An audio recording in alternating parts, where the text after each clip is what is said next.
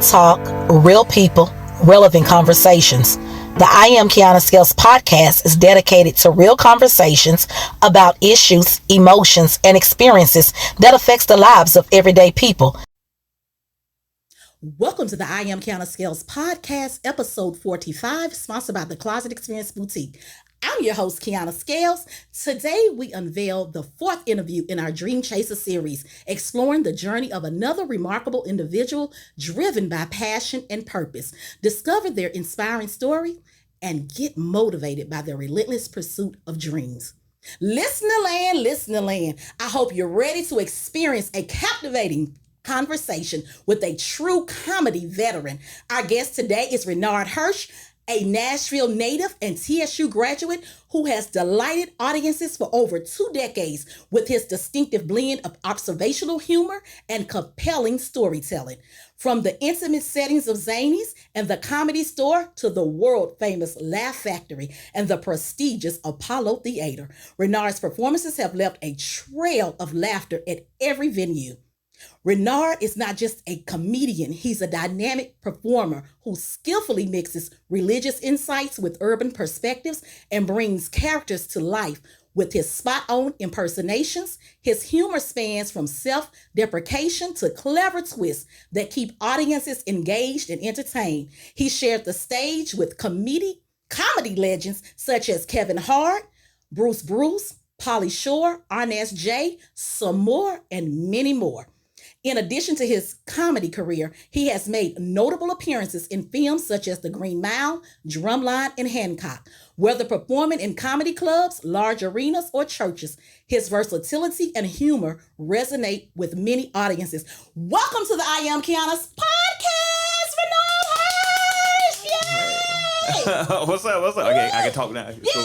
Okay, yeah. What's up, y'all? I'm glad to be here, man. Thank you so much, man. That was a Shannon Sharp worthy intro, man. I was like, come on, put me up there with Shannon Sharp. I told y'all I'm coming for this podcast. Hey, she's coming. I'm coming. Woo, I am so glad you made it. Yeah, definitely. Thank y'all for having me, man. I am so glad. I'm honored that little old me gets to interview me on you.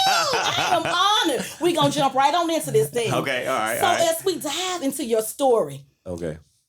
Can you recall the earliest memory that sparked your imagination of you becoming a dreamer? The dreamer. Oh man, the dream.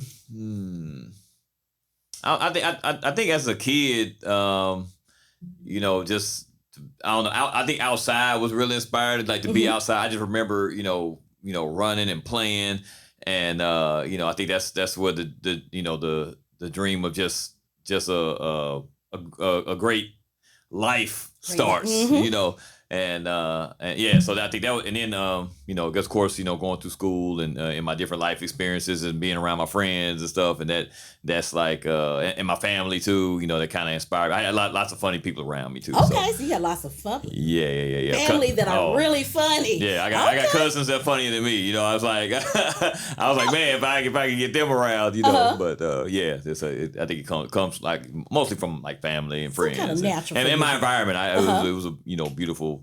I was grew up in Parkwood. Shout out to all my people in Parkwood. Yeah. So yeah. I ain't never seen you in Parkwood. I'm from Carterwood all day. My mama still live on Carterwood. Hey, 3191 Rob Wood Drive. Well, I ain't finna get my address out, but you go out. Hey, right there on that dead end. They ain't gonna be looking for I Am Kiana Scales on Carterwood. I will not give you that. But yes, I can give it out. I don't live there no more. Oh, that's what I figured. I was like, I'll wait for the trap me. Give me no. My mama called me and I'm gonna go look for Renard. He done trap me and trick me to do. Yes. So what does the term dream chaser signify to you? Somebody that sees a dream, that has a vision, and they go for it, and through in spite of all the obstacles and everything that's placed in front of them, you still pursue your dream and you achieve those dreams, So I think that's to me that's a dream chaser, somebody who's not gonna fall to favor, with whatever they got going on, and they're gonna chase the dream, So, yep, you most definitely have to do that. You got to keep fighting your way through if you want to be a dreamer. Yeah. So you have the titles of actor and stand-up comedian. How does those titles appeal to you? The Acting, of course, I didn't get it. I did like some small stuff, like, in middle school and stuff like that, but didn't really do any serious acting until I got to college. Okay. And so then I got, I was at TSU, and shout out to TSU. So I was there my first 2 years as a business major. Was not really learning too much. You was up there drinking and partying, but you didn't hear that from me. It was a lot going on. And so I took a theater class, and my teacher saw me one day, and she was like, "Hey, we got to play. We might have some positions open if you're interested." So I'm like, "All right, I ain't doing nothing else with my life. Let me go ahead and come on and see what's up." So I did that. Fell in love with theater and stuff like that. So. And then as I was doing theater, my other friends, I used to prank them and stuff in college and stuff like that. When they got bored, they would call me and say, "Hey man, can you prank our boss up here at the call center?" So I would call up there and have them going crazy. They'd be laughing and stuff. And so so after that, a lot of people, they were like, "Man, you should try stand up." And I'm like, "All right, I tried." I was like, I never, so I did tried it. Then the ball kind of started rolling. So at that point, what inspired you to pursue comedy, and how did you get your start in the industry where you are now? Let's see. I guess I always had a love. I just love to laugh. Like growing up, like I just love to be around my friends who would laugh and see stuff on TV. I would see stand up comics. I would you see Living Color. And those sketch comedy shows. And I was like, man, it was just amazing feeling just to laugh. And I would come to learn later on that it also heals as well. It's good for the soul. Yeah. So so that was basically, what was the second part of that question? Where you are now, how did you get your start in the industry? Oh, okay, yeah, I got started. So basically, I was doing the theater, and then I went. Some friends that encouraged me to do stand up. And matter of fact, I had another friend when I was in college. My man Cortland Wiggins. Y'all can see him he's on the Miss Pat show now. I was gonna say, why that name sound familiar? He plays the bailiff. I was gonna say I watched it. I'm sorry. Yes. Go ahead. I'm sorry. I just watched the episode last night. Why does that name sound familiar? The Judge show. Yeah. So he's doing his thing. So we all proud of him. So so me and him, we always talk about how we love comedy. And so then I looked up and he was doing the open mic over there at Zanies, and I was like, he was passing out flyers on campus, and I was like, man, this is dope. I was like, I need to be trying to do this. And he was like, man, quit saying you're gonna do it and do it. Do it. And I was like, yeah, you're right. So then next week I went and watched the open mic and watched them, and after I got through watching them, I said I can do better than them. And then came back next week. Did not do better than them, but I did good enough to where the other veteran comics around were like, hey man, keep coming out, you got some potential, keep going. So so that was amazing. So I did that, and so I was doing the open mics and stuff, and then I had a guy come to me one day, and he was like, "Hey man, you think you can?"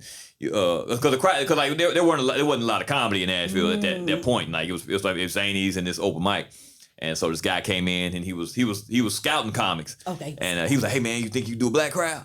And I was like, yeah, I've been waiting to do one, So he was like, hey man, okay, cool, I got this show. He's like, you know any other comics? So I was like, yeah. So I went and got Cortland and got some other people I do. And he was like, all right, man, I got this spot, man. Y'all just help promote it, and we'll do it. So then that was kind of another big moment that kind of got the ball rolling and kind of got the bookings, and kind of me and Courtney got to working together a lot. So it was like they started putting him on the shows at TSU, and then I got to do it for a couple of them, and just all kind of so that was basically the start of it. It's like, woo, I'm in here now. Look, they asking me, can I do a black crowd? I'm on or something. I got you. So can you tell us about an experience or a breakthrough moment in your comedy career? Let's see, the breakthrough moments. I think, of course, I think the first time I got to film for TV, of course, that was really amazing. Well, I'll go back before that. Before the first time I got to open for like some guys who had been on like Comic View and Def Jam. So that was really big. I'm like, oh, this is like a matter of fact, no, the first time I auditioned for Def Jam. Okay. That was Comedy Jam. Yeah. So that was so they did it down in Zanies, and it was a who's who of comedy. It's like it was everybody you saw on the show was like you had seen on Comic View, except for me and my man Renegade KFG. Somebody y'all may know him. But yeah, so we were the only two guys that hadn't been on TV at the time, and so. We're just like, we're ready to perform, but we kind of starstruck too, So we like, so that was, and it was like that's I've never seen Zanies packed like that. People were lining up the stairwell they don't even allow that anymore. But yeah, they threw me out first, and at first I was like, man, what are they trying to get? They said sink or swim. Yeah. I'm like, man, why they gonna send me out first? So, but I'm like, but it ended up being a good thing because in those showcases like that, sometimes when you got that many comedians, sometimes the crowd can get tired the longer the show gets on. Yes. But it was like I was the first guy, and the crowd was ready, and they had their energy, and so I came up, and they laughed at everything, and I was like, that was a really big moment, for me. That was probably one of my first ones, where I was like, okay, cool. I was like, I rocked this Def Jam show in my hometown and stuff like that. So now, did that lead you a spot on Def Jam? Season? Well, you know what? So the thing about that is, playing the long game and being patient. That's what led to me doing the Apollo like 15 years later, because the same guy, Bob Sumner, who was doing the auditions. I'd auditioned for him like 3 times in my career. And so after the last time I did it, he was like, he pulled me to the side. He was like, hey man, I like your stuff. Here's my information. He's like, I can't promise you nothing, but just keep in touch. So anytime I had a big show or something like that, I would just send it to him. Or anytime I had like a movie role or something, I would send it to him. And then he was like, hey man, I got this other room in Jersey. So if you rock this out, then it may get you onto the Apollo. So I said, cool. So I went up, did that one, had a good show on that one. And then a couple months later, he's like, hey man, if you available, we got this spot for you at the Apollo. So I was like, all right. Oh wow. Like, how dope is that? Yeah. But you don't think about that. Like, you're a lot of people, you may do Def Jam audition, 2 or 3 times. Of course, I didn't get picked to do it, but it leads to something else later on down the road. So, that's part of just being patient and not want to burn too many bridges, because you can easily just be like, oh man, no, I hate this guy, he don't know talent, so when sometimes people do that, right, so but it's like, hey, I'm grateful for the opportunity to to network and to just to audition for the people, so it's best to remain humble. Yeah. So I mean, you definitely got to speak up for yourself, but but yeah, like if it's not life threatening, you'll live. Sometimes you gotta let some things slide. Just let it go. It's like, hey, y'all don't recognize the talent now, but y'all will later. So. But it's like in most things, we always hear that when it comes to rappers and singers, they always say how they were rejected, and then look at them now, and especially your biggest stars, they always have that story to tell. So I always tell people, go for your dreams. What I always say, keep going. When nobody believes in you, if you believe in yourself, guess what? That's all that matters. Yeah. Somebody's going to see it and recognize it one day. Yeah. So what's one thing people might be surprised about when it comes to a life of a comedian? I think, well, of course, a lot of people, they always assume, they see us on stage and it's, they expect us to be maybe the same way off stage. But a lot of comedians are introverts, one time I got a chance to see Dave Attell. He's one of my favorite comedians, so a guy from New York. And he came to Zanies, and I said, okay, can I go back and meet him? But he had this show on TV called Insomniac, where he went out late at night and just tried to do all the crazy, whatever the city had to offer, he would go out and do that after the comedy show. And so, so I'm like, I'll go backstage. I'm like, I'm expecting it's gonna be, people hanging on poles and people drinking and partying and doing everything, and he just sitting there with his legs crossed, sipping some coffee, just quiet. He's like, "Hey, how you doing, man?" So, oh wow. So I think a lot of times it's like, because sometimes we have a different persona on stage than we do off stage, sometimes. So I think that could be one thing. Also I think maybe the amount of time we work at shows and open mics to prepare to stay relevant, because people don't know. It's like you try to be on stage as much as possible, but it's like people don't know. It's like we 2 to 3 to 4 times a week we're still on stage, doing open mics and doing showcases and doing other stuff. So sometimes people, they just see the weekend shows. Right. That's what most people are off on the weekend, so they see that, but don't see all the other work that really goes into it. And not even not the open mics, but even the writing. And everybody does it different. Some people are better freestylers, some people are better writing. So it's like whatever your strength is, but you do have to put a lot of time into it, and there's a lot of business to be learned when it comes to stand up. And that's one thing I wish I could have learned entertainment wise in general. Just even when it comes to theater, acting, and movies and all that stuff, it's like that's what you really need to know. You have to learn how to act and have to learn how to tell jokes and stuff like that. But But to be able to learn the business of it and see, okay, I'm supposed to make this much money if I do this, or you have to figure out, because like sometimes somebody may call you for a show and they say, hey, we'll pay you this, and then you agree to it and you show up and it's 8,000 people there. You're like, oh, I should have asked for more money. You know what I'm saying? So it's like that you learn there's certain questions you need to ask. Hey, what are we working with? What's on the table? So now as you get older into the game, you kind of know what to gauge and what to ask for. Who, even with the movies and the commercials, you're like, okay, this should be paying this, or whatever. So that's so that's a big aspect of it that people don't. Well, I guess we see it on Unsung and everything else, how the money got mismanaged or whatever. I have a question. So does the manager take care of that, or do you manage yourself? I do a little bit of both. I have some people that work for me and book me on shows, like around the country and stuff like that. But I also do some of mine, stuff too. I was just going to ask you how the negotiations go. So you can negotiate contracts and things of that nature. Oh yeah, okay. Yeah. And I want to go back to something. You said I want to talk about persona. I want to get in your business. Okay. So who are you off the stage? Because I want to know.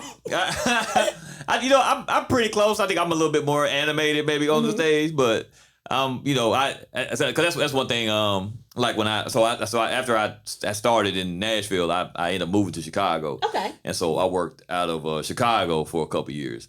And so one thing, like moving to Chicago, it's like Chicago's a big gang city. Lot of gang activity going on over there. Apparently everybody, like you be talking to people and they be like, yeah, back in the day, I used to be on the corner of 79th. My hat turned to the right. I'm like, Pastor Johnson? What? You not Pastor Johnson. I was like, you was out here gangbanging? And they were like, it's really ingrained into the culture of the city and the neighborhood. So I got there, a lot of comics, ex-gangbangers or whatever. So it's like, there, and I'm trying to adapt to this. So, I was making a couple gang jokes, stuff here and there. They one day, the other comics like, hey man, don't worry about that. He's like, we know you're not from here. We know you're not, gang and banging and stuff. So he's like, just be you, Okay. And so that was some of the best advice that I ever got, And so then that's when I worked in the education system too. Okay. And so then that's when I first started doing my teacher material. And then he was like, that's it. He was like, we can see you as a teacher. We don't see you on the corner of 79th with your hat turned to the right. So I was like, okay. So I was like, yeah, let me just pull off of my, whatever I experienced in my life, and talk about that. And so, I think that's what I think comedy comes from truth. Yes. And so the more truth is in it, the more people will relate to it and more people will gravitate to it and understand it and take it in. So tell us, since your comedy is known for observational humor and storytelling, how do you develop that craft? Basically, it's a lot of, for me personally, like it's a lot of writing. I'm one of those people that if I see something funny or I think something funny, I may put the subject down or maybe a couple lines on my phone. And then when I get a chance to come home and sit down with my pen and pad, then that's when I start brainstorming over it and try to think, okay, what other experiences do I have in my life that maybe would relate to this and I can add to this joke. So definitely the writing, definitely the I think too, like being a comic, you're also an artist. So and I was fortunate enough to come from theater, so I had that background of rehearsal and like they give you a lot of notes when you do theater. So after rehearsal, after a show. So I had those little notes, like they would always get on to me about my diction. They was like, hey, we don't know what that line was. You talk fast. And they were like, sometimes you got to slow down and do this stuff. So that's always in the back of my head. Like, let me enunciate these words. And like I said, the open mic thing is definitely because the thing is, it's just they always tell you when you first start, get on stage as much as possible. It don't matter what it is. Because even like when I started here, I was, like I said, there were a lot of comedy spots, so I would, especially black spots, so I would have to go to spoken word poetry nights to to do the black crowds, so that was, so it's like, it's, like I said, it wasn't a lot of places to really practice, but those two. And so when I got to Chicago, I was doing 2 and 3 shows a month here, thinking I'm a comedian, and I get to Chicago, they like 2 or 3. Thought you was a comedian. Yeah, they're like, you ain't no comedian. They're like, we gonna show you what comedians do. And so they took me kind of under their wing, and they're doing 3 and 4 shows a night. And I'm like, I was like, that's why so many of y'all on Comedy View and Def Jam. Y'all get way more practice than other people in other cities, that aren't in a major comedy area. So that's kind of where I kind of learned my work ethic in Chicago. So there were some hardworking comedians there. Funny comedians there too. I said that was good. So it shaped you and it helped you develop who you are today. Yeah. And it's funny when you go back and think about, like, you telling that story, I'm like, whoa, that really shaped me to being the veteran that I am today. Like, we don't look at our lives and say the little small things that we take for granted. Like, you just like, I come up here, y'all doing, that's why you doing this. But it all works together. It was a lesson for you to be, that they taught you along the way for your journey. Yeah, definitely. So let me see what we gonna get into next. You've performed at some of the most iconic venues and shared the stage with some amazing comic legends. Or I should say, some big names. So, was there any intimidation that came with that? No, I wasn't intimidated. I guess I always felt ready. I felt confident in the work I was putting in. So I was like, I looked at the opportunity. Definitely was nervous, but yeah, look at it as an opportunity to showcase, what I can do, and you just never know what's going, come from that, So because you hope your goal is when you go on stage, hopefully that somebody sees you and wants you to do another show, So definitely, so that's how you keep jumping and keep staying in the game, So so I think that's So if you feel like you're ready, I think that's and it's exciting to work with these with these big names and even some of the guys that aren't big names. I'm excited to go when I go out of town, and they got some other comedians on the show. I'm like, okay, I'm excited to meet y'all and see who these guys, because I become fans of theirs. When they may not be Kevin Hart, but they're like somebody that I'm like, oh, this guy's hilarious. I got friends and guys that I can watch them do the same joke 30 times and I laugh every time. I was just gonna say that I have, like, when people like, who are your favorite comedians? Of course, I say some of the big names, but then I get down to people and I tell them, y'all in Nashville. I name, of course, you, and I'm not saying it because you here, because I told you that to your face. How funny. I named Ron Mosley. Okay, yeah, right. My mama loves. I like you too, Brian. But my mama loves. But I don't know what she loves about him. But I don't know. She might be attracted to Brian. What's his cup? Who's it? Because I don't know. I'm thinking my mama got a crush on because she be like, he's funny. Don't get me wrong. But she be like, ooh, he on the ticket. I'm like, Mom, you want to go to the comedy show? Is that Brian guy on it? And I'm like, Mama, look, I done told. Look. Back down, wifey. My mama's not a threat. I'm just joking with you. See, I'm a little funny too. Yeah. We got to throw you on the next show. You all, it is several more. And then I got to see, I'm probably going to mess this up. I think you're going on tour. You just came off tour with him, Drew. Mike James. Mike James. Yeah, I'm sorry. Mike Drew James, was somebody else. Mike James. Yeah, yes, I saw him at Franklin Comedy somewhere. He had a show. Comedy Dynamics or something. Yeah. Okay. Yeah, something. I went out to the factory. Yeah, okay. And I saw him perform. He's hilarious too. So he's added now to my list. But I tell people all the time, root for your home team. Yeah. Because we go all out for these celebrities and we'll pay these prices, $100 tickets, but won't even go down the street and give y'all $30, $40. You know what I'm saying? Yeah, and that bothers me. Yeah, and then maybe that's just my business hat too, because I'm like, now, we pump up all these other people, but then we get mad when you become, not saying that you're not, but I'm saying this, just go with me here. Yeah. When you become the $100 seller, then we mad. He think he all that now. How he gonna charge $100? Now that you at Bridgestone and you selling out on tour now, they like, oh, now you don't want to pay the $100. You should have started at those humble beginnings on supporting your home team. Then it's nothing to sow that seed into that ticket of $100. Yeah.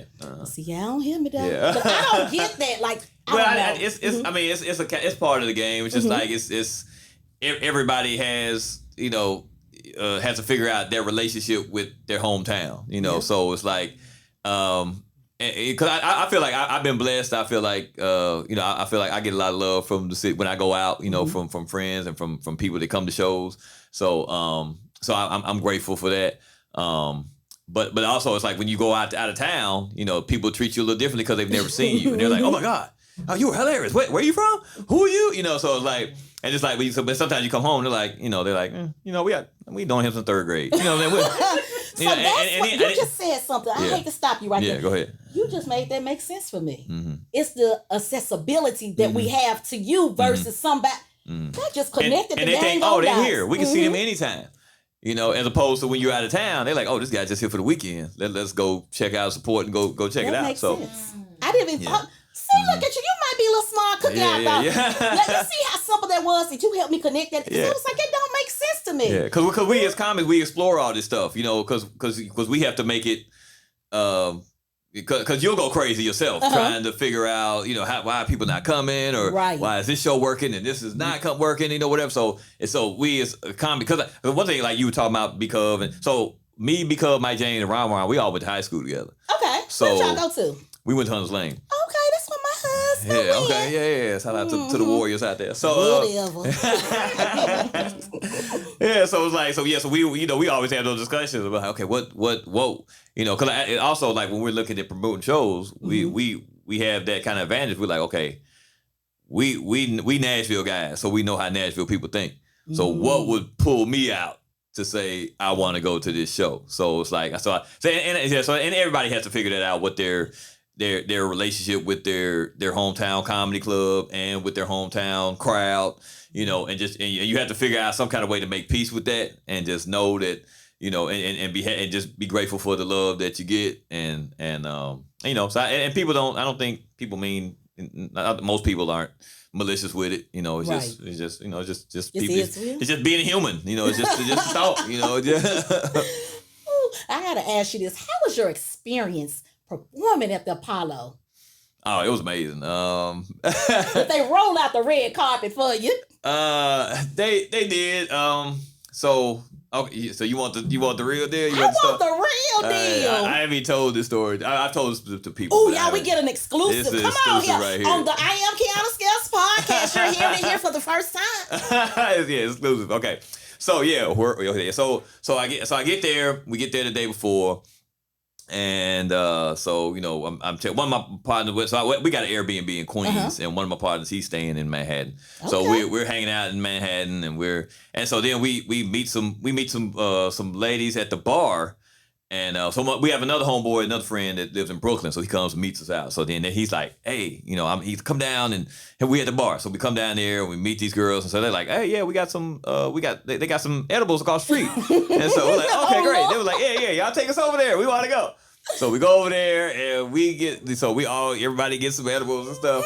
And so I take one, my friend, he has one, I take one of his, I take one of mine, and then maybe a couple hours later I took another one.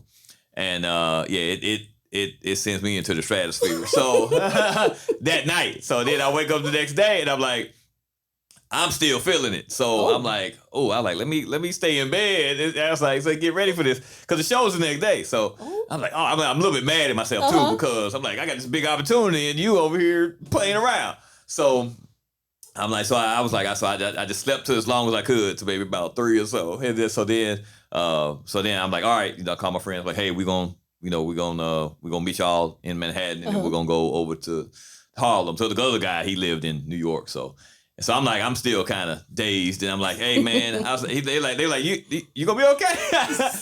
I'm like, yeah, man. I'm like, look, you got to F up your career. No, I'm like, look, just get me to Harlem and get me some coffee. I'm like, can you know where I can get some coffee as soon as I get off the train? So he's like, yeah, I got you. So shout out to my man Daryl, so he took care of me. So he was like, so soon we came off, got me a good cup of coffee, and it was wonderful. It was a great cup of coffee. It was one of the best cup of coffee I ever had in my life. I bet it was. Yeah, so I'm trying to get to the venue early, so I can just kind of relax and get myself together and drink some water and stuff.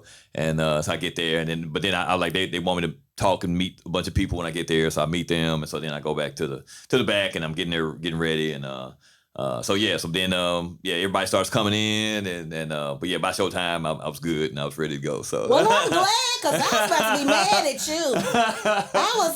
Yeah. That's gonna be real good made. Like you effed up our check. You effed up the church's money. Look at you. Can't take you nowhere. Yeah. But we survived it, and it turned out to be a good trip and everything. So yeah, the people at the Apollo were real hospitable, super nice. They came and got me, checked me in. Made sure I had whatever I needed. They're like, hey, you want any drinks? We got snacks, whatever. So they came in, met the other comics. And so I knew one of the other comics that was on the show. But the other two I didn't. They were New York comics. So he took us into the showroom and everything and showed us how they made the place up. It looked like a TV, looked like a comedy club. Oh wow! And so that was real cool. And the crowd was great. Cause I didn't know what to expect. That was my first time even doing New York. So my friends were like, "Really?" They're like, "You first time? You it's like, you gonna dip your feet in the fire quick, all the way." Okay, so. But I didn't know what to really expect, because people were like, "Hey man, don't go up there and get booed," So I didn't know. I was wondering, like, was I gonna have to work really hard to get them on my side or whatever? But as soon as I came up, I think I made a little joke about the DJ and about the music, and then they were on board. They were laugh really loud, really good, and they're New Yorkers. They want to be heard. They shouted. They didn't heckle me, but they shouted out a lot. They just kind of grinned like, yeah, hell yeah, So then I was like, okay, they just want to be vocal. They just want to be part of the show. So and it was cool. And then also I had there was maybe about 40, 50 people that came from Nashville and from TSU that were there. So that was great to have that support and a lot of familiar faces in the crowd. I had a couple of friends come from DC and I got a couple friends that live in New York, so they kind of came and they told their friends and they bought other people. So that was definitely great. That was dope to have that support. You know what I'm saying? Yeah, definitely. Yeah. So I just want to know that moment when you're walking down that hall. I'm assuming it's a hall, and then you're walking, get ready to be introduced to go on that stage. Was there butterflies? Your heart? Like, what is that feeling like? Yeah. I was like, I was definitely like nervous and excited, to hit the stage. I was like, to hit them with the jokes and also too was like I know I kind of had a little unfair advantage because I was from the South, so I knew I was gonna stand out in the show amongst the New Yorkers and everybody else. So it's like, which we always do if you're in an area that you're not in. I think that was being in Chicago and LA, that was kind of an advantage for me. Like I would stand out, because I still had my Southern drawl, So because even like when I lived in Chicago, like sometimes I would go home and I ain't tell anybody, and then I'll come back and meet the comedians when I got back, and then I'd be talking, they'd be like, "You went back home last weekend, didn't you?" I'm like, "How you know?" I ain't tell y'all. They was like, "Yeah, you picked your accent back up." I'll never really hear that we have one because we know we hear each other all the time. But yeah, no, I love being Southern. I'm not going to apologize for it. I'm happily Southern. So if you could curate a comedy tour with anyone, living or dead, who would be in your lineup and why? Let's see. Okay. Do I have to deal with them off stage or not? However now this is your curating. I gotta put it together. See, because you got guys like a Richard Pryor. He'd be a great person to have to be on the show, but off stage you got some other stuff going on that you may have to deal with. So, maybe let's see. Yeah, it goes Richard, Chappelle, Pierre. This was one of my good buddies. We already worked together already, but K-Dub, I would do K-Dub. Okay, Atlanta, K-Dub. Okay, I know that. K-Dub. He'd be good with. Who my other favorites? Griff. He's a comedian out of Atlanta. Atlanta. Yeah, he's on the Erica show from Mary. But he does regular comedy. But he's probably known really in a lot of gospel comedy circles. But he does everything. But he's one of those guys. Like when I hang out with him, he makes me a better comic. Like he's one of those guys. Like he thinks outside the box. And so definitely him on there. In my Nashville guys, I love all them. We all work together. So, of course, B-Cub, Mike James, Ron, Sebo, those guys, they always, fun to have around. Because it's different to like, to get to work with your friends. It's one thing to get to work and meet with new people. And, sometimes you develop and make friends out of some of the new people, but it's nothing like getting to do, like when I first did, when my special came out, I got to do, I got the headline Zanies. And so I got to pull in, Ambrose Jones, definitely, he's one of my Memphis partners. So I got to put that show together. So that was amazing just to be able to do it with my friends, So so he definitely wants some of my hometown guys on the show too. Oh, I like that. Yeah. Especially if I could see Richard Pryor and you go at, like, I would just love to see that interaction. You got, like, I'm all in my head over here. That's crazy. Because, look, I'm that type of person. You tell me something, I be all in my head with it. You talking, and I'm over here like, oh, I wonder what they'll be saying. Will they be joking back and forth? Yeah. Oh, wow. Yeah, so you got lots of guys, man. Sean Jones, Sean Larkin, they two Atlanta guys. My man T. Ray. So I got lots of favorites. So you sure do. So let's talk about maintaining relationships. You kind of touched on it a little bit, but when you're securing bookings in comedy, how does that actually work? Can you talk us through that process? So basically, with the bookings, I have to I email every comedy club owner and booker, that I know, usually about once a month or once every 2 months, and just kind of keep them updated on what I'm doing. And I send them, I may send them some pictures from what I've just finished doing, and the shows we just did here. And I say, hey, these are the dates I got booked up. Let me know if y'all got anything in between. I love to come to y'all city, and so I get a lot of bookings that way. Also, a lot of your bookings come from other comics. Like I said, we swap out work. So if I've got a room here in Nashville, I may reach out to one of my partners in Atlanta and say, hey man, I got this room up here, pays this, come on, we got a hotel for you, come on, do this. And then when he has a room in his city, he might say, hey, come back and come up and do this show for me. So there's a lot of swapping work, and and then also some cities have like a little circuit that you can get on, like a Chicago or Atlanta, where you can come in and you make a couple calls to a couple people and say, hey, I'm coming to Atlanta such and such week, who do I need to contact? And then they'll put you in contact with everybody else in the city who's got a good room that you can do. So they'll say, okay, do this on Monday, do this on Tuesday, you can do this on Thursday, and then Friday, and whatever. So, and then whatever else you can add to it. So that's one of but definitely the relationships so it's are about really networking big. And keeping those. And because I know earlier you talked about those burning bridges. You like some stuff you could just have to just take those punches and go. So that makes sense. So and the relationships are really important. Even me as a comic, when I'm going on the road or what I'm doing, I want people I can trust around me. So if I've done a show before one time where I had the headliner, and we're trying to figure out who we're gonna have the other comedian, and so I mentioned a couple people, and he was like, the other comic was like, he's like, yeah, that guy, he's gonna be fun.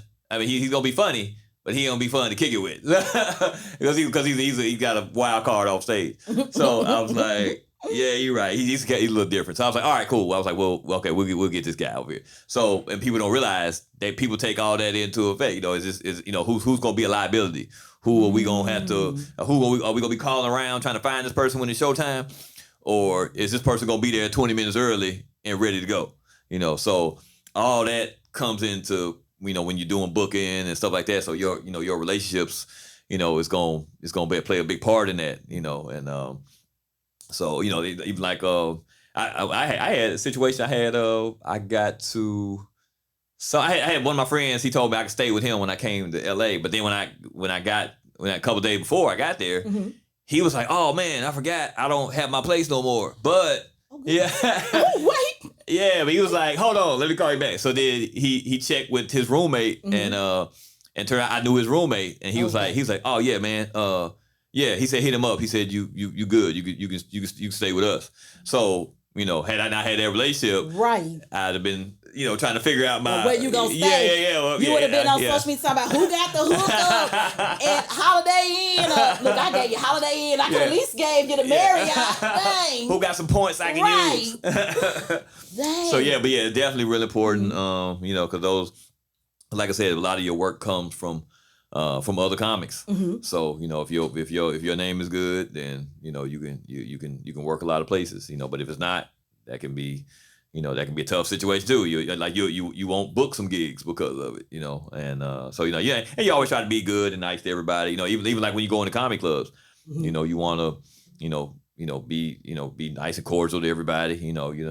Some people think you have to go in and kiss ass. Can we say that? Kiss ass? Yeah, go ahead. Oh yes, some people say you can. That's right. Yeah, y'all got the edit. Y'all can delete it out. Yeah. So some people think you just go and kiss ass. But I was like, no, you just go in, just be cordial with people. You tip the wait staff. Because people don't know, like they may be the people to talk you up, and they could be the difference in you coming back. They may say, oh yeah, we like him. Hey, when so and so coming back? But if you come in and you're an asshole and you act crazy, and then they like, your name come up in conversation because they'll be hanging out with the managers after the show sometimes. So, if your name come up bad, they'd be like, yeah, man, he let me a 50-cent tip. And be like, yeah, we'll never come back. So, all that's a part of it. So maintaining those relationships, with those club owners and, even with the staff and with the other comics in the city, because now it's like to the point, I'm meeting other comics that are coming in, and the younger comics are coming up, and they're there's like I'm meeting them for the first time, and they're like, oh man, I see myself in them, when I was a young comic, and I'm like, oh man, how did you get to? You up here doing a whole hour? This is crazy. I'm sitting here working. I got my little 10 minutes, Right. But I was like, but the more you progress, you look up and you're like, oh man, okay, I got an hour myself now, so. It's funny when you talk about those relationships, because I go back and I think, how and it's not that I want to take anything from anybody, but I'll be thinking to myself, how in the heck is Lauryn Hill keep getting booked? Like, why would you risk your money? That's just me. I don't get it. Like, you see what I'm saying? But like, what relationship has she maintained with anybody? Because she either don't show up late, not show up at all. It just makes me wonder what. Yeah, I think she probably just has a cult following, and they're like, it's like, if I gotta return the ticket money back, you get what I Yeah. I'm not on makes that no side sense of the to game, me. but in my head, I told you when stuff don't make, you gonna make that make sense to me. No, I think she's a talented artist, but I'm not a fan of hers because of that. Because she doesn't respect her fans. Yep. That's what I said. I would never. Now, if I win some tickets, you will see me there. If I don't win any tickets, I won't be there. Yeah, because that happened with Anita Baker in Atlanta. At that point, though, let's talk about this. Because how far ahead did she cancel this? The day you talking about the Atlanta when she canceled. Hey, bless you.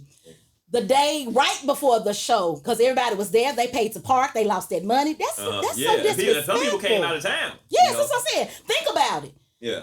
I don't get my room money back. I don't get, let's keep it real, black folks. You done bought an outfit, you got your hair done, you got your nails done.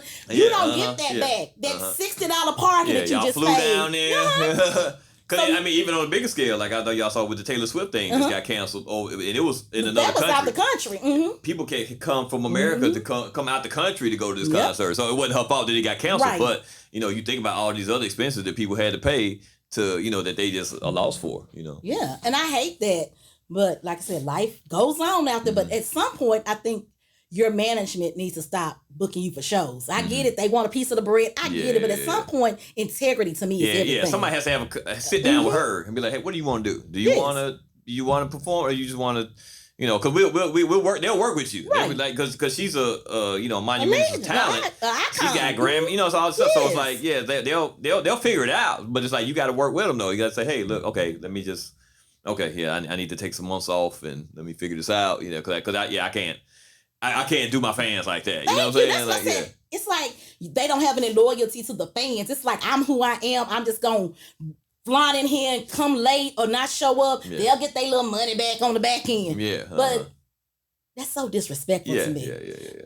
So I'm very curious. How did you get on a tour with Miss Charlene? Oh, Miss Charlene? Yes. How did that come about? Miss Charlene, man, so I met Miss Charlene before I knew who she was. Like we did a show at a church here in Nashville, and so they had me going, and so they're so I went up early, and I'm like, but I'm kind of in the middle of my career. I'm like, I'm funny. I'm like, you sure you want these people to go? So, but they had like it was a couple other people on the show, and so.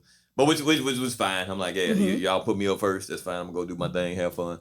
And so she was the headliner, and she came, and I didn't know. I saw the picture. I was like, who's this lady in this wig? Like it's gonna be some Tyler Perry stuff. What's going on? and so she came out, and I was sitting there watching her. I was like, oh, she's actually really funny, And so she came, and so the next time she came and did Zanies, and so and we didn't we met, we spoke at the church thing event, but like they kind of had her in the dressing room and everything, and so when we came to Zanies, she was like, oh yeah, I remember you from the show we did at church. So I said, okay, yes, we did that show, and the show went really well, and so I got to open up for her a couple times, and so then she took me out on the road with her a little bit, so we just got to, we got her and her sister. Her sister was her manager at the time, and so we just developed a good relationship. It's like relationship. Our energies were good. I liked her, she liked me. We all got along together. So we're like, yeah. So she was like, yeah, okay, I got some other stuff coming up. So if you want to do it, we'll put you on it. So I like that all of y'all, once y'all connect, y'all keep in touch, and it's just like y'all like a basket that's weaving. Once you win, you win. Long as you. Yeah. Don't do what? You don't do the Anita burn those bridges. And I was gonna say the Anita Baker the Lord. Yeah, the Lord. Yeah. As long as you don't do that, you show up, and you gonna show up on time.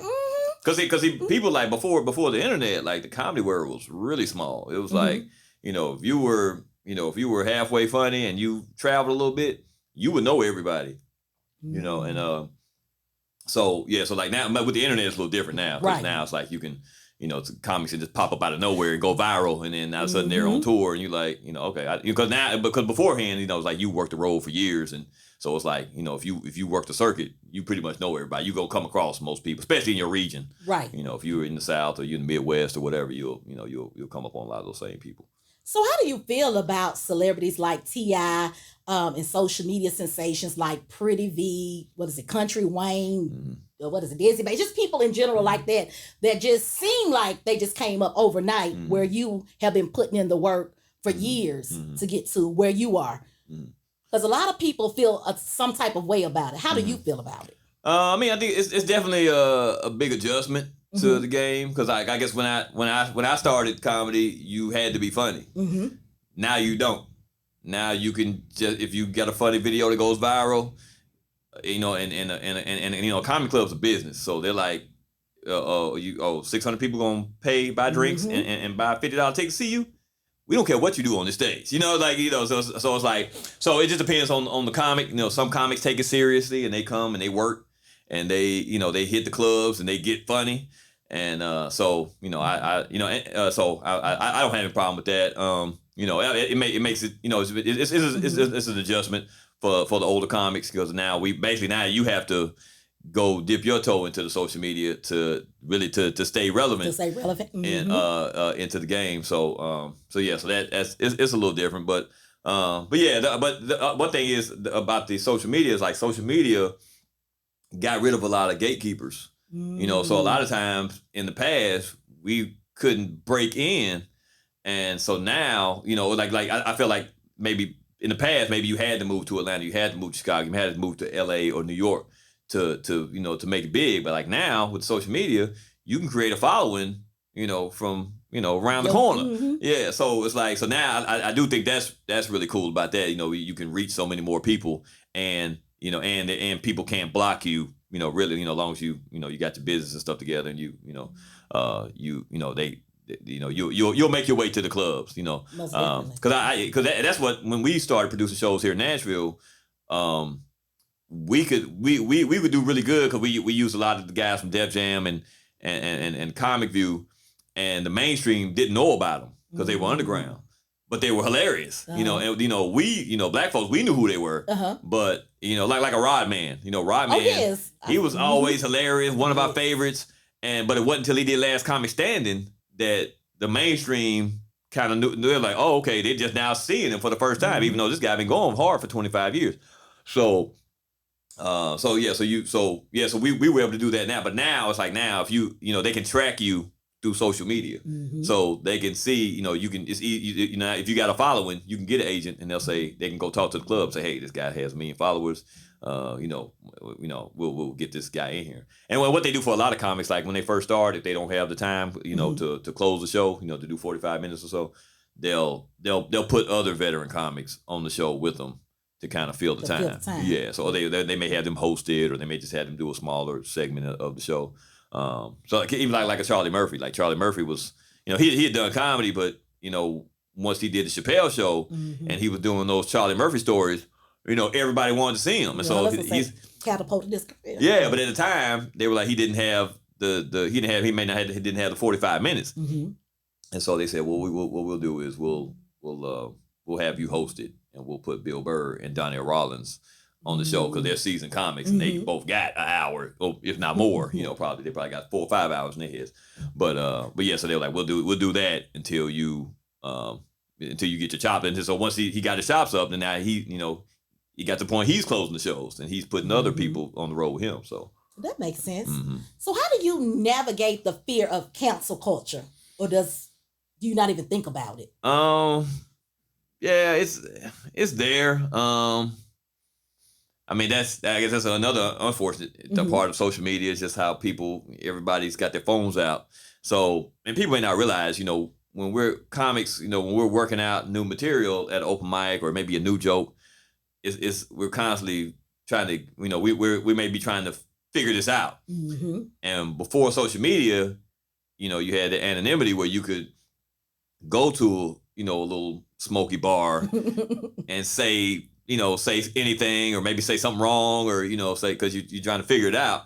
And then once you kind of figure it out, then you can say, okay, now I can polish it up. Right. And now I can put it out to the masses. But a lot of times you may see somebody, cancel culture may catch somebody trying out a joke, and it's not finished yet, and then they take it somewhere else. And so I don't know. But at the same time, you got to be accountable for what you say. Anything you do say, I don't. I think I do take that into account. I want people to come to a comedy show and just have a good time, and just forget about whatever's going on in their lives or whatever. So I don't want to offend anybody going up. It may happen from time to time, but I just want people to just have a good time. Maybe you might think a little bit, or but that makes sense. Yeah, but just have a good time. But yeah, I think overthinking it, America. Yeah. Stop overthinking. Yeah, because that's the thing with because Eddie Murphy was talking about coming back to do stand up, and I was thinking, man, that would be really so hard for him to create and work out his stuff, because anytime he steps foot on stage, 10 people gonna pull their phone out because it's Eddie Murphy. I'm sure they do it with Chappelle. Well, now they try to get you to lock your phones up. Yeah, so that I think that helps a little bit.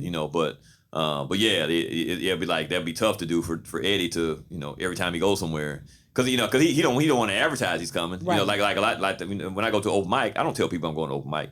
I just show up and I just work out what I got, what I'm working on. So and I'm me not being Eddie Murphy famous, I can go do that, but him, it's a whole nother spotlight on him, so yeah, I think it's unfortunate. I think it hurts comedy a lot, the cancel culture. But I guess it is what it is. I guess in this day and age, like whatever, just like with social media, you just gotta adapt, and just figure it out. So it's and that's any profession, whether it's radio or podcast, whatever, you just gotta adapt to whatever new waves are coming through. So you can't, because if you sit and just complain about it and be upset about it, then you're just gonna get left behind, and then you just won't be you won't be relevant in that field anymore. So then you just gotta. And that makes sense. Yeah. I just want to know, what inspired you to mix comedy? You merged comedy and poetry together. You didn't think I knew about this. See, I know a lot of stuff. Yeah, you went over the greats. I sure did, baby. So I really got to ask you about that, because I want to know, what was it like creating that? But that came from, so when I was maybe around about high school, I started to that's kind of when I started kind of realizing I was funny and so I would take school assignments and take that as a creative writing assignment. You know, so I like when I was in typing class, I would they would say, all right, you got to write this out, and then I would take it totally left field. And one time the teacher, they contacted my mom and was like, I don't think he's taking these assignments serious. But I would do the assignment and I would read it to my classmates, and then they would laugh and be like, oh, you crazy. And so doing that, so then I was like, okay, but and I think we love stuff that rhymes anyway. Right. So I would go, sometimes I would go and write poems, or raps or whatever about my friends, and then I would read it or whatever after we got off the bus. And so after doing that, then I would get to so that's when I started, like I said, there weren't too many places that you could do black comedy in Nashville. So one of the places I would have a black crowd would be at the Poetry spoken word night. So I had one of my good friends, Rashad the Poet. He was doing so he was doing spoken word, and then he went down to Alabama A&M, and then we came back. He was like going really hard at it, and I'm like, man, this is cool. I was writing little funny poems and stuff, and so I did a couple of them at TSU and stuff like that. Just kind of mess with my friends. I would throw them into the poems, and they didn't know it. And they would come to the poetry reading and be like, hold on, I would throw my roommate in the poem, and he was like, man, I'm saying crazy stuff about him. And he's like, hey, everybody know that's not me. That don't happen. And so, so we're at the spoken word thing. So I'm doing, I do these little comedy poems, just try to shock people. I do poems about strawberries and just weird stuff. And so, but then I was like, I would start to do like some jokes in there too. And so then it got to the point where I was like, I would do full on comedy at the spoken word spots, and so then Rashad he did his spoken word mixtape, and so he got me and my brother on there, and so we did some spoken word on there, and then so then when it was time for he did his, so it kind of inspired me to do it. I was like, oh, I need to do my own album, so I did. It was a mix of rap, spoken word. We did a couple skits in there, so it was just like a hodgepodge of just whatever I could come up with, so yes, that's really what it came about. That's how it came together. So as a dream chaser in the world of theater, you have worked with the late great Barry Scott, the acclaimed American Negro playwright. What was that experience like for you? It was life changing, to work with him and Kimberly Lamarck. She's actually. She was at TSU with Kim? Yeah. Okay, because I was gonna say I know that name. Yeah, so she was one of the theater teachers, and she was the forensics coach, and she directed plays there too. So like she and Barry Scott would alternate. Like she would do a play one semester, and the next semester he would do it, or then it would go back. And in the summertime we do summer stock, and then usually they would usually work together. They're like whoever was directing, the other person would be assistant director. So. But yeah, like, and I knew Barry Scott from being a kid. He actually went to my church growing up, and so when I was a kid, I remember my parents coming in and say, "Hey, yeah, remember we told you that the guy that's trying to beat up Ernest, go see our church." They were like, "This is him," and so I got to meet him. So I was a kid. I wasn't even thinking in the actor or anything. Oh yeah, y'all remember that when he was, "I'm gonna get you, Ernest." He had this gold tooth in and stuff. He was all scary on the Ernest. So that was, I didn't really make any connection at that point, but just meeting him, just cool to see if somebody I saw in the movie. And then so years down, when I'm in college, I maybe went. I think I saw him do Raised in the Sun, maybe in middle school, and so I got to see that. But and so then when I got to college and they pulled me into that, it was that because he had this they had a professional theater company in residency at the school. I'm gonna say TSU. Yeah, so it was like we got, we got professional training, so it was like they treated us like we were getting paid, even though we weren't, So it was like, they keeping us up till 1 and 2 o'clock in the morning. We like, hey, is it legal? We got class tomorrow. But they worked us really hard, and but it was like to to be able to bring me, and that's really what I needed at the time in my life. I needed to be a part of something like that, something amazing.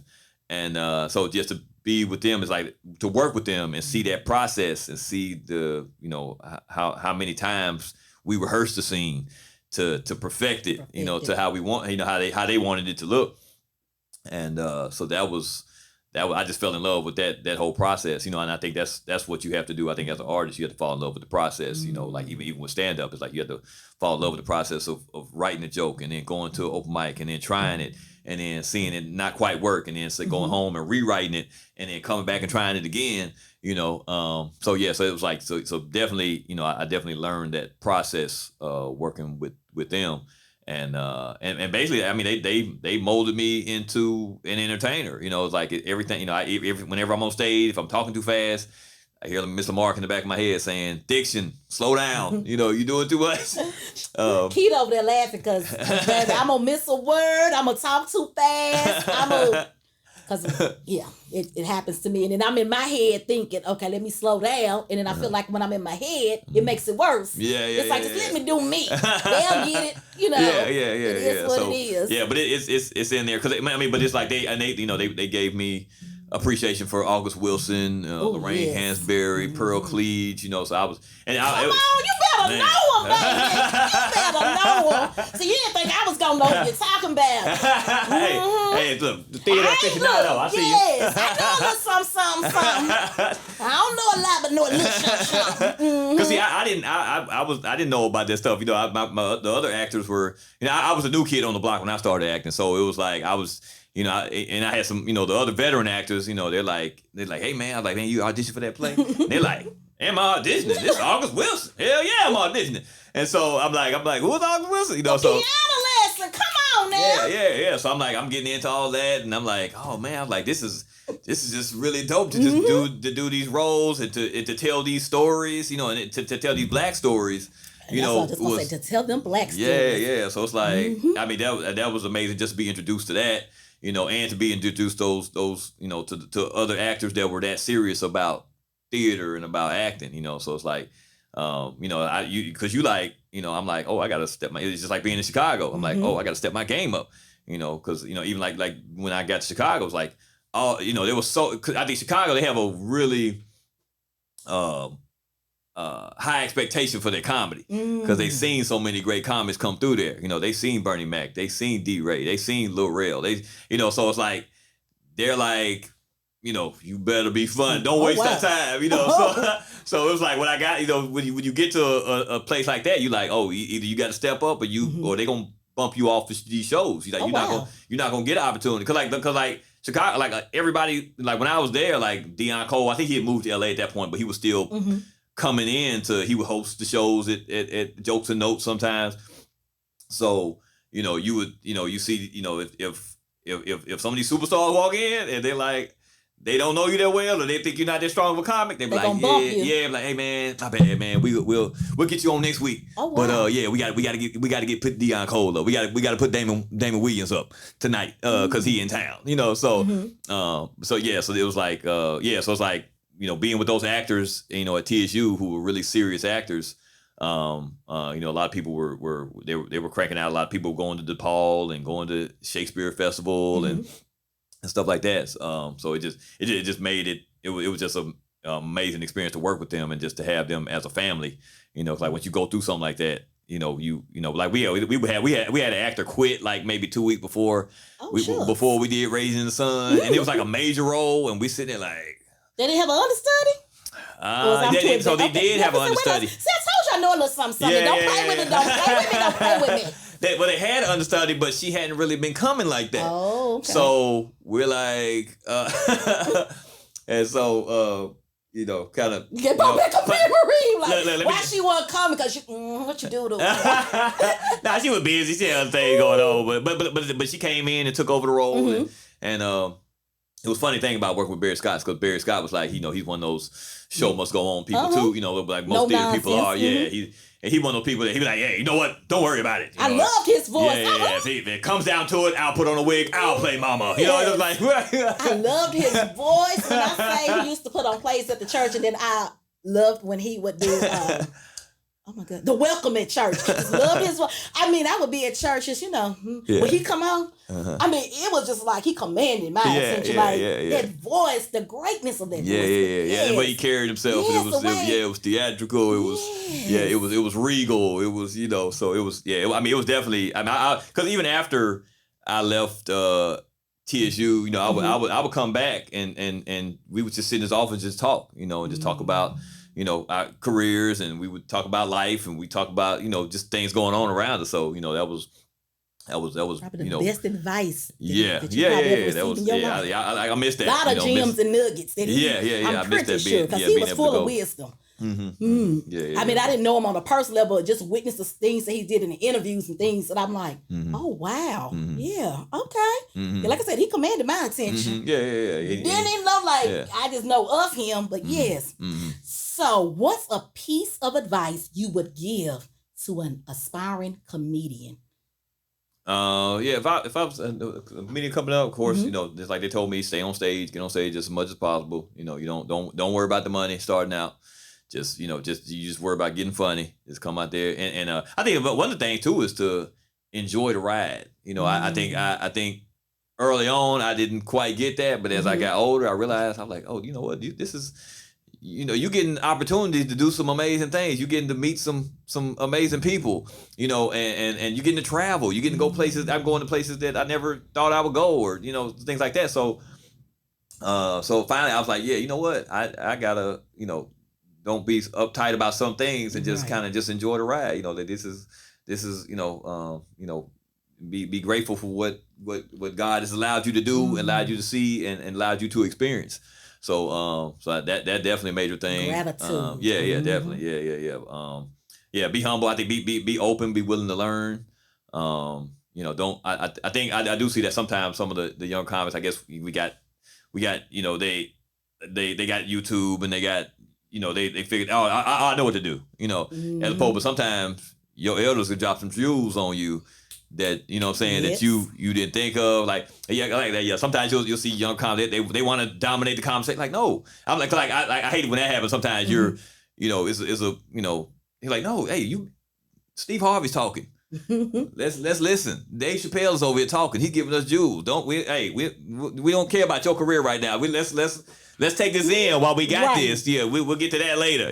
But I think that's always cool. I tell some people that sometimes the conversations in the green room are almost as good as the show on stage. Oh, wow. Cause like being able to sit backstage and listen to Bruce tell stories, and all the other comedians, Kevin Hart, or the Plastic Cup Boys. Some of those guys are good friends. And that's what I said. That is true. Yeah. I was going somewhere, but then I was like, let me watch what I say. But I haven't. Yeah, I'm not gonna go there. Yeah. But I was backstage with Arnez J. Oh, and he is. I mean, he's hilarious on stage, but back in that green room. Yeah. But anyway, I'm not. You gotta learn. It was a privilege. Like I said, when you said sit down, shut up, I was just grateful to be invited. Yeah. I was like, oh wow, look, I am kind of scared. Okay, yes, sir. Yeah. Yes, because his manager, Rod. Oh Lord, let me make sure I got his name right. Rod, Mr. Rod. Yeah. Yes. I was able to meet Rod, and that's how I met Arnez J. But but I've been coming to Zanies to see him for a while. But being backstage and the stories that he could tell, and just the gems that he was dropping, like I said, I would never. When I posted on my social media, I would never say what was said, but it was just the knowledge. When you're in spaces, I know what you're talking about. Like, it's not always about the picture, because even Rod was like, you don't want to take a picture? I'm like, I'm soaking in the moment. If anybody knows me, they know I'm not that person. They always say, you don't never get footage. You don't have this. I'm like, y'all, I be doing things. I just don't, because I'm in the moment. Because we from that generation where we want to experience it. I want to experience it. We're just not that. Like, when I see something happen, my first response is to pull out my phone and record it. And I want to say, but the new generation, that's what their response is. But I'm like, I people don't realize, like, you paid $70 to come to this concert and be a cameraman.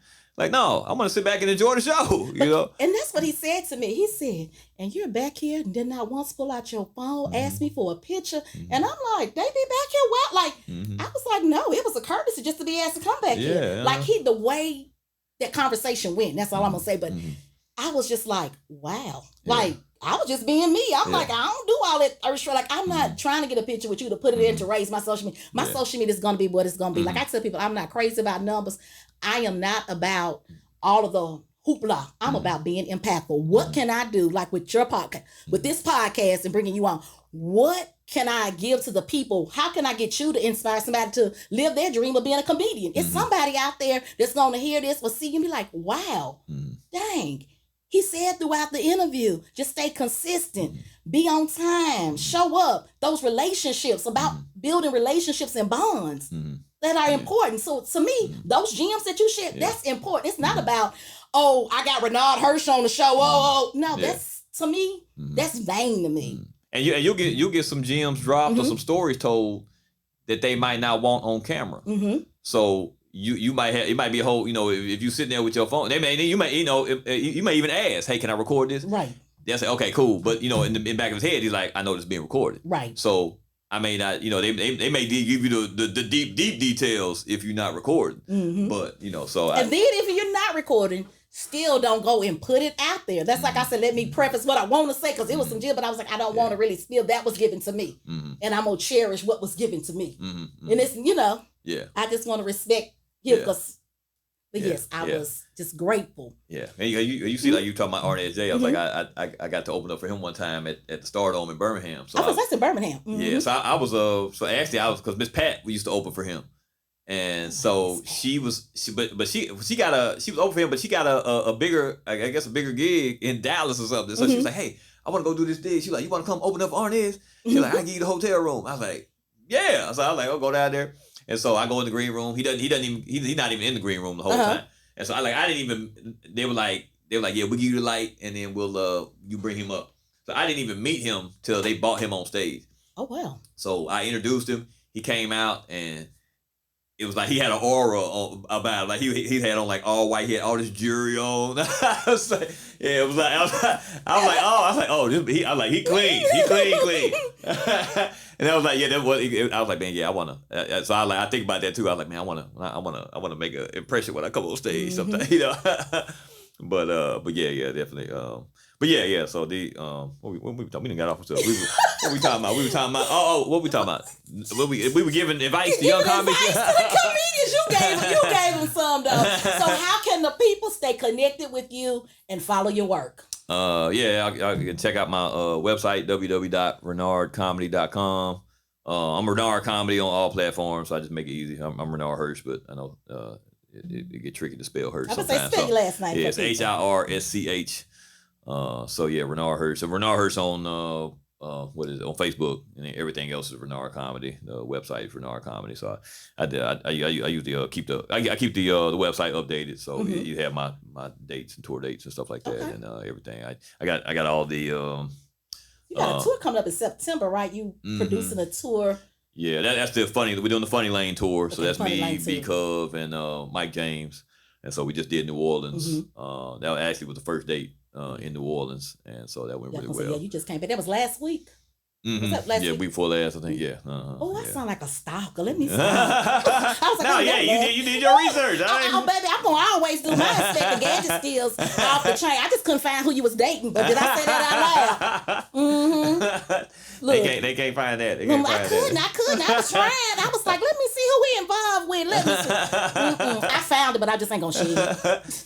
Yeah, y'all let me know. Hey, y'all see me. I'm in the streets. Y'all see me. As a way to end this chat on a high note, could you share a joke or funny story with us? Let's see, funny joke or story. Let's see.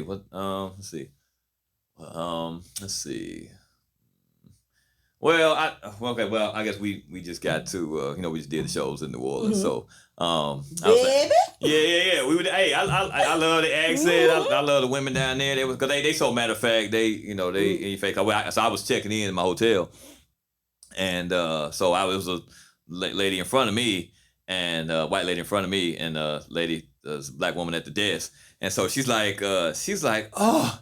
She's kind of complaining. She's getting up. She's like, "Oh, you okay?" She's like, "Oh, this weather, it's just so hot." And the lady's like, "Ma'am, it's hurricane season, baby. Fix your face, okay? Do you want the room or not?" She's like, "Yeah, I'll take the room." She's like, "Okay, that's room 205. Go on down." Yes. But yeah, shout out to the folks in New Orleans, man. They showed us a lot of love down there. Like you said, no nonsense. They get straight to it. Don't play with them people down there. Play with them if you want to. I say don't play with the people from Miami and the people from New Orleans. Don't play with your people. Something different about them. Hey, with those Memphis in there too. Well, you know what? Yeah, I just didn't want to bring Tennessee. I was trying to make sure like we was on the up. Yeah. But let me just I'll be back in Memphis. I think September, October. I'll be back there in Memphis. Yeah, shout out to all my folks in Memphis. So and what comedy club will you be? I've done Chuckles down there before. I've done the comedy joint. About that, but I know about yeah, Chuckles. it was I think it was in South Memphis. Okay, Yes, that was a club down there. But I'm doing the Evergreen Theater when I go down there. Okay. So yeah, first I did the Hattie Lou Theater one down too. So it's my second theater doing down there in Memphis. So it'll be good. My pops is from Memphis, so I got family and people down there. So we gonna go down there. We gonna eat some barbecue. We gonna listen to some Juicy J, and we gonna we gonna say man, you know what I'm saying, man, 4 or 5 times before. Hey, I'm gonna tell you something crazy. The whole time I've been interviewing you, you told this joke. And I thought you was gonna bring it up about Abraham Lincoln. And this whole time, I'm like, I'm trying. I keep looking at you, and I keep like trying. I said, why is sometimes when people tell a joke, it resonates, and you see it like every time I look at you, I'm like, dang, he really do. Yeah, it gets stuck. Yeah. It's like stuck in my head. Yeah, the people may not know. Yeah, so I was like, I work in the school system, so I was like, these kids, they'll say anything now, So I was working at school, and we sitting there talking with another teacher, and then the kid stood up in the back of the class and gonna yell out, "Hey, excuse me, man. Hey, teacher from next door. Hey, anybody ever told you that you look like Steph Curry and Abraham Lincoln had a baby?" And I'm sitting there like, what? Like, what? Yeah, I'm like, now you can't unsee it now. So y'all go. So y'all. Yeah, so I be Steph Abraham Lincoln from now on. Yes, thank you, Renard, for gracing us with your presence on the I Am Kiana Scales podcast.